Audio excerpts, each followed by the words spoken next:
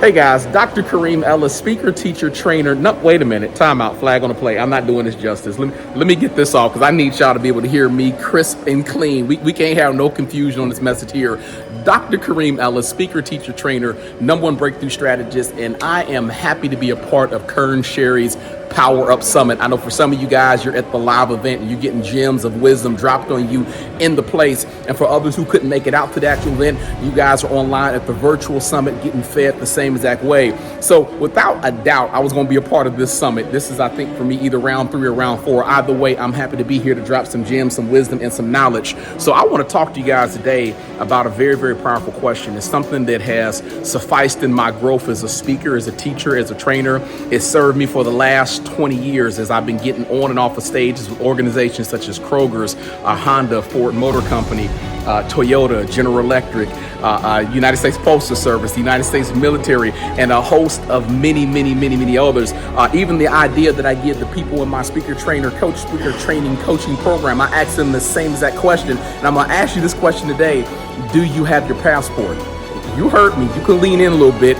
Do you have your passport? Now, I'm sure some of y'all that follow me know, like, wait a minute, brother, you normally is in the 3-piece dress code suit, you sharp enough to cut air. What's up with the downgrade today? Well, I'm in downgrade mode only because I'm in travel. So when Kern Sherry told us about this event, I didn't get a chance to get this message dropped at the comfort of the studio. So we're doing it on the fly. We're doing it on the road, which is super exciting when you guys understand where this message is actually going to. So let's get back to the question at hand.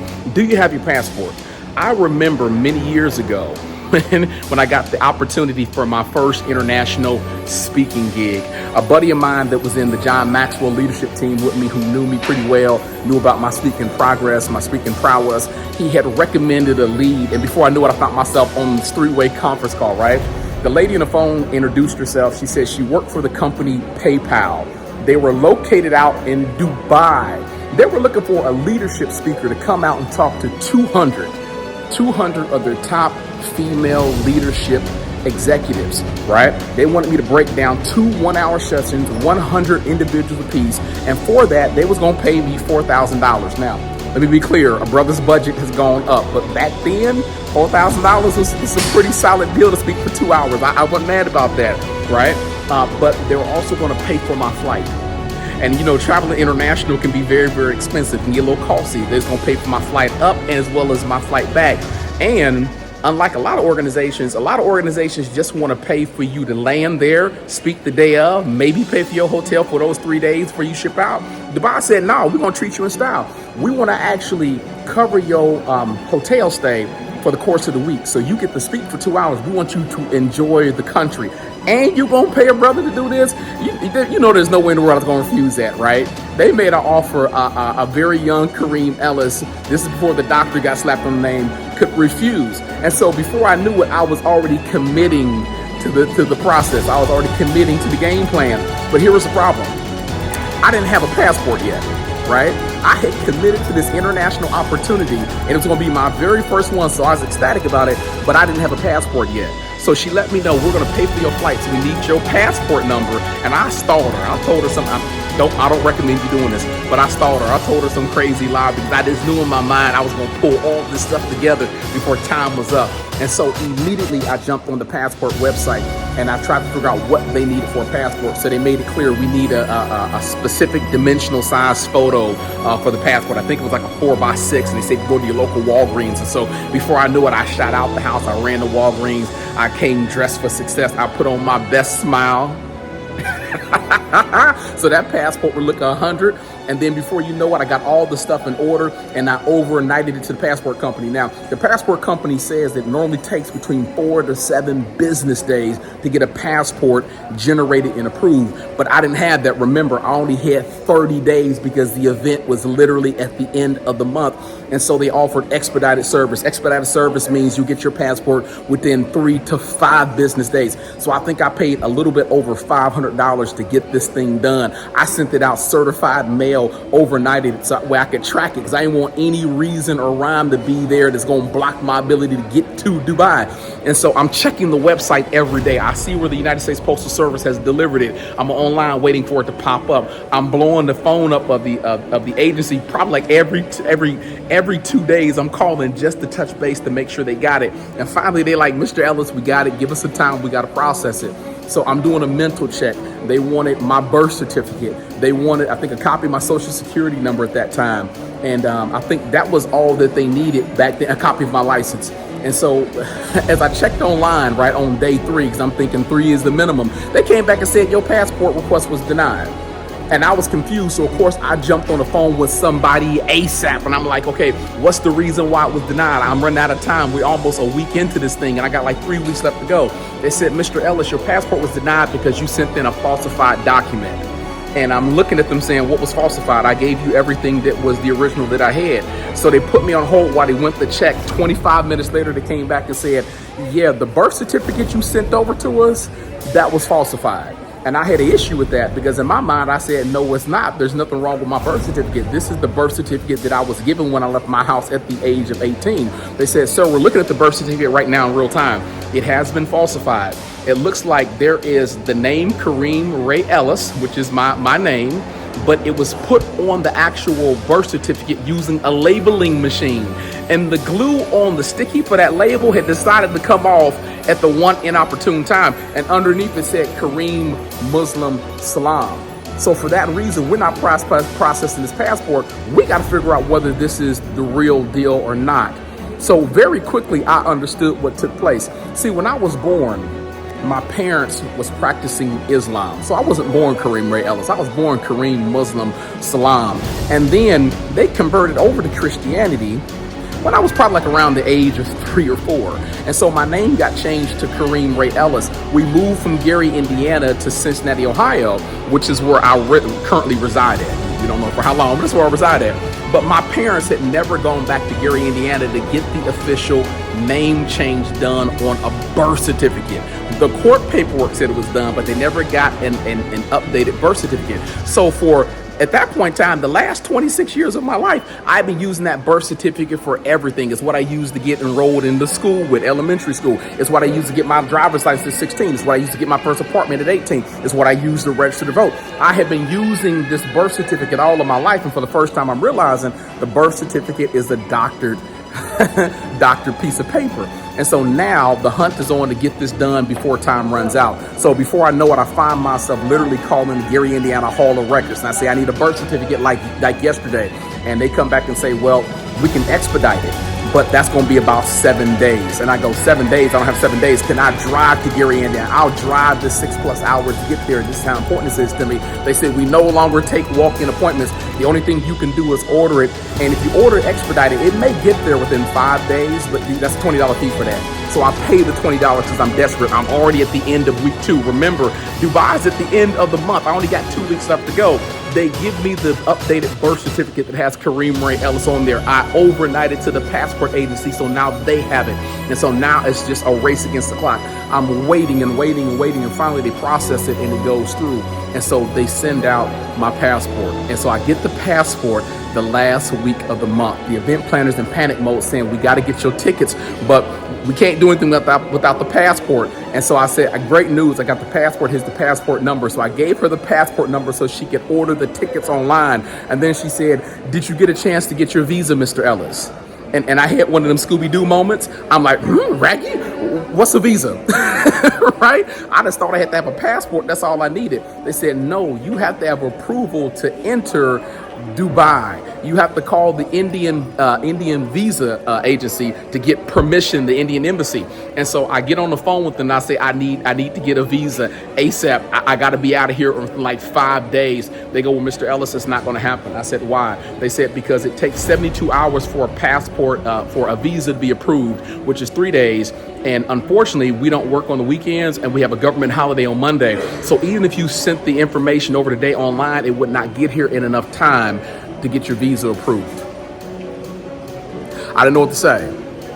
I was discouraged. I was disheartened. I had worked so hard. You know, brother was telling all his friends and peers, I'm going to go crush it internationally in Dubai. I'm telling everybody about this opportunity. And now I'm sitting there thinking that it's not going to happen. So there's a little bit of embarrassment that I'm dealing with.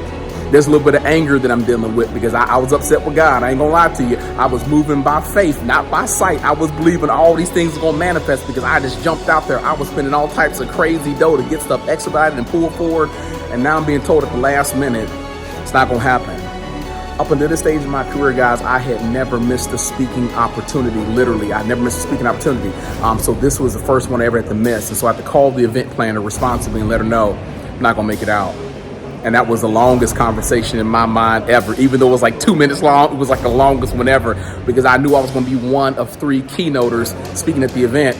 And she kind of surprised me. She said, Mr. Ellis, it's fine. Don't worry about it. We had another American that was coming out, and unfortunately, they were the same situation. They couldn't get approved in time for it. So we understood everything was a time crunch. Now, if you remember my group, I'll tell you what really happened because speakers event planners don't wait to 30 days before a big event to bring you out. Usually that means somebody canceled. So we talk about that a little bit more in detail for folks like, man, I want to speak, but I got to know the tricks of speaking internationally, right? But once I got off the phone with her, I had to call my buddy that was to connect because I didn't want to make him look bad and say, hey, man, listen, we just didn't have the time. We tried everything we could to make this opportunity a reality, and it's not going to work. And I know I kind of let him down a little bit because he put me out there. He put his name on the line for me. So that was another lesson that I learned. But as I sat on that couch, and I watched people inboxing me because people would believe that I was already leaving out of the country for that flight. I started to get angry with my parents. I started to get real angry with my parents. And here's the reason why I got angry with my parents, because I felt like this was their fault. You ever have a situation blow up in your face and now you want to place blame on someone so you feel just a minuscule better? Well, I was in that place and space. I want to feel a minuscule better. So now I'm calling up my parents to give them a piece of my mind because I can't understand for the life of me why you would let me walk on this planet with a doctorate certificate and think that somehow, some way that this was not going to blow up back in my face again, right? And so I'm letting them have it. I'm upset. I'm supposed to be in Dubai. They was going to pay me 4 stocks to do this. They was going to pay for the flight up and the flight back. They was going to pay for the hotel stay so I can be in Dubai for a week.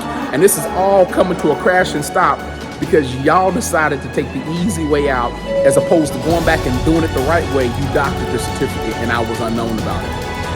And they said their apologies. It was very apologetic because they understood how much the opportunity meant to me. And, you know, sometimes when somebody apologizes, ain't really nothing you could do but just take the apology. So you just kind of like, dang, but I still kind of want to be mad. But they said the apology, but I still kind of want to be mad. So as I got off that phone and I sat on that couch in the dark, I still wasn't satisfied. I still was a little upset. So I turned my anger on God. Now, I think me and God got a kind of a cool relationship where I can be upset with him and be honest. I ain't got to worry about getting hit by no lightning bolts. I ain't got to worry about him opening up the ground that I stand on and swallowing me up. I could be honest with him and let him know my feelings because that's what happens in a friendship relationship. You can be honest about how you feel. And so I said, God, I'm upset. And the reason why I'm upset because I did all this legwork to go to Dubai. You said to walk by faith, not by sight. I didn't know how this was going to come together. I spent money. I ran around. I did everything I could do without failing, without ceasing. Even when things seemed bleak, I was 100% on the front line trying to get things done. And I can't understand for the life of me why. I can't understand for the life of me why you did not allow this to go forth. I'm angry at you right now. I'm very, very angry. I'm embarrassed. I was telling everybody about this opportunity and I'm not there. I'm not there. And God shifted everything. He shifted the atmosphere in the room and said something that I always remember to this day. He said, Karim, this is your fault. I had no one of them Scooby-Doo moments like, Raggy? Well, what do you mean it's my fault? He said, this is your fault. Okay, so time out. How is this my fault? I mean, again, let's be 100 with this. I was born. I had no say of the birth certificate. I didn't know the birth certificate was doctored.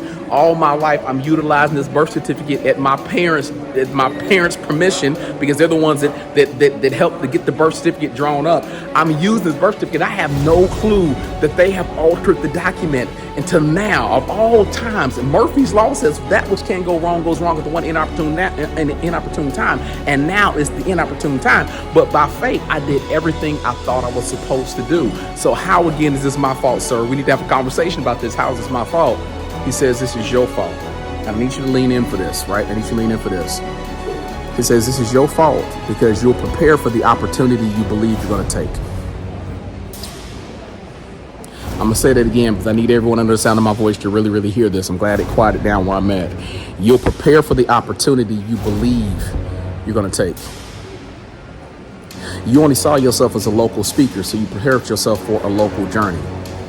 If you would have saw yourself as an international speaker before you stepped up to the plate, if you saw yourself as international back when you first hit the desire to speak and dream big, if you saw yourself as international before this whole thing jumped off, you would have hit the passport in hand before the opportunity knocked on your door and showed up. I mean, he was right. He was right. As angry as I was, as upset as I was, as crushed as my feelings were, he was right. I never saw myself as being international with my gift, my talent, my message, my method, my madness. So I prepared myself for a local journey. It was cool to cross state lines and go from Ohio to Indiana, from Ohio to Kentucky, from Ohio to Florida, from Ohio to Atlanta, from Ohio to Wisconsin, from Ohio to California. But never once in the theory of what God put me here to do did I think about the fact that he wants to take my gift, my talent, my message, my madness, my mayhem, and take it all around the globe. So I never prepared for international. I only prepared for local. The reason why this message is so powerful is I want to ask you this question while you're here, right? What type of journey are you preparing yourself for? Better yet, do you have your passport? See, the beautiful thing about a passport is a passport can get you into places and spaces that you can't get into without having that type of passport permission. See, I don't need a passport to travel locally in the States, but I need a passport to take my message outside the States, right? So if I really want to be super successful and I want to take God at his word that he can pour me out a blessing that I will have room in my cupboard to receive, I have to start the journey with vision. That's the reason why I put out that best-selling Amazon book that some of you purchased called GPS My Success. The address determines the destination, meaning I want you to be super clear in this season about the address you put inside your GPS, because the address will always determine the destination. The thing that's so crazy is this. The reason why I'm so dressed down, guys, is even as we speak, I'm actually talking to you guys from inside an airport. And you'll never guess where it's at, right? I'm inside an airport inside lovely Dubai. It took many years to get here, right? But here we stand walking inside the airport of Dubai on the next leg of my flight to New Delhi, India, where I'll be keynoting a powerful leadership conference called the ISA 2022 Awards. So I thought it only fitting that the one biggest defeat I had in the speaking business, I got a chance to recreate the right way by dropping you this gem inside of lovely Dubai. The passport, right? It's important because for many of you, you got goals and dreams that are larger than where you are right now. And part of the problem we have is we tend to build a business based on where we see ourselves in the present, but we don't ever look towards the future, right? I want you to be a bit of a futurist after you watch this video. No matter who you are, no matter where you are, no matter what your gift and talent is, what your education is, or your lack thereof, what your finances look like, even if your money's a little bit funny, I want you to look towards the future without limitations. Because one of the reasons I'm here right now, because I learned to live my life without limitations, which means it's not my job to just be good. It's my job to be great. It's not my job just to dream. It's my job to dream in high definition, right? I want to dream something that's so powerful and so impulsive, right? That it's contagious to other folks around me. So when other folks see me walking a vision, I cause other people to want to dream just as big, right?